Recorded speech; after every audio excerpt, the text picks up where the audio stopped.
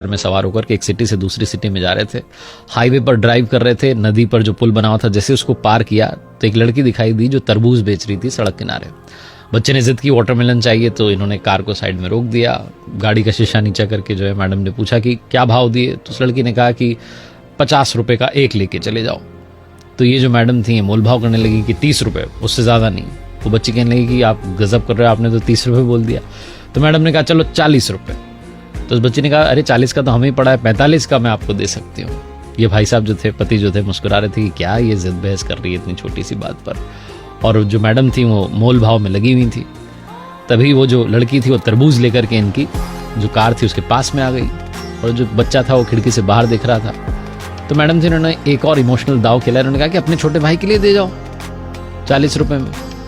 तो उस बच्चे ने कहा अरे वाह कितना प्यारा बच्चा है, क्या नाम है इसका। तो उस बच्चे ने बताया मेरा नाम गोलू है। कहने लगी वाह तुम तो सच में गोल मटोल हो। और तब जो है उसने वो तरबूज उसके बच्चे के हाथ में रखना चाहा, तो वो जल्दबाजी में, छोटा बच्चा कहाँ संभाल पाता, वो नीचे गिर गया। 5 किलो करीब का तो तरबूज रहा होगा, उसके 3-4 टुकड़े हो गए।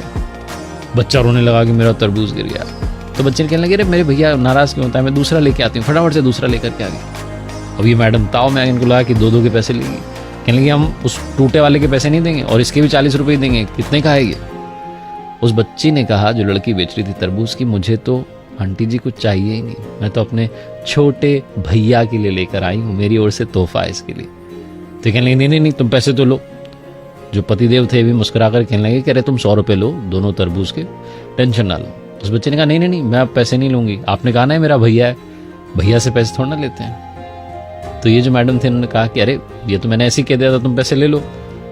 उस छोटी सी लड़की ने जीवन का सार कहा। उसने कहा कि मेरी माँ कहती है कि रिश्तों में नफा नुकसान नहीं देखा जाता, पहला वाला टूट गया कोई बात नहीं, दूसरा वाला इसके लिए मेरी ओर से गिफ्ट है, तोहफा है, आप लेके चले जाओ। जब उसने ये बात कही तो इन मैडम ने पूछा कि तुम्हारे परिवार में कौन कौन है, तुम्हारा कोई भाई है।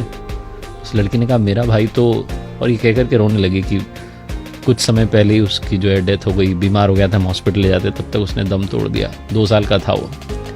मुझे तो इसमें अपना भैया नजर आया, आप लेके जाओ तरबूज। ये जो मैडम थी ये जहाँ से आ रही थी अपने घर से और दूसरे शहर जहाँ जा रही थी, वहाँ पर किसी के रिलेटिव के यहाँ पर जाना था, गिफ्ट देना था, कंगन लेकर के जा रही थी। बिना देरी के इन्होंने अपने पर्स में से वो कंगन निकाले और उस लड़की के हाथ में रख दी कि बेटा मेरी तरफ से तुम्हारे लिए।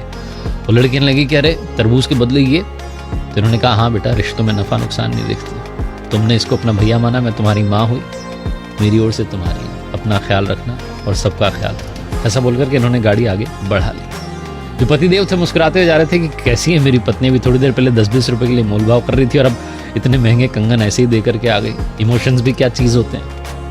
और तभी इन्हें याद आया जो उस लड़की ने कहा था कि रिश्तों में नफा नुकसान नहीं देखते। बिना देरी के इन्होंने अपने बड़े भाई को कॉल लगाया और बोला कि अरे वो वाला प्लॉट आप रख लो, वो बाजार की दुकान आप रख लो, मुझे नहीं चाहिए, मैं कोर्ट में जो मुकदमा किया हुआ है वापस ले लूंगा। बड़े भाई साहब कहने लगे तुझे क्या हो गया अचानक। तो इन्होंने कहा कि वो भाई साहब मैंने सुन लिया है, अब याद रख लिया है कि रिश्तों में नफा नुकसान नहीं देखते। बड़े वाले भाई साहब भी पिघल के कहने लगे कि अरे मेरे छोटे इतने प्यार से पहले बात करता तो बात आगे बढ़ती नहीं, आजा घर पर चाय पीते हैं और सब सॉल्व कर लेते हैं। बहुत छोटी सी कहानी है जिसका सार ये समझाता है कि रिश्तों में नफा नुकसान मत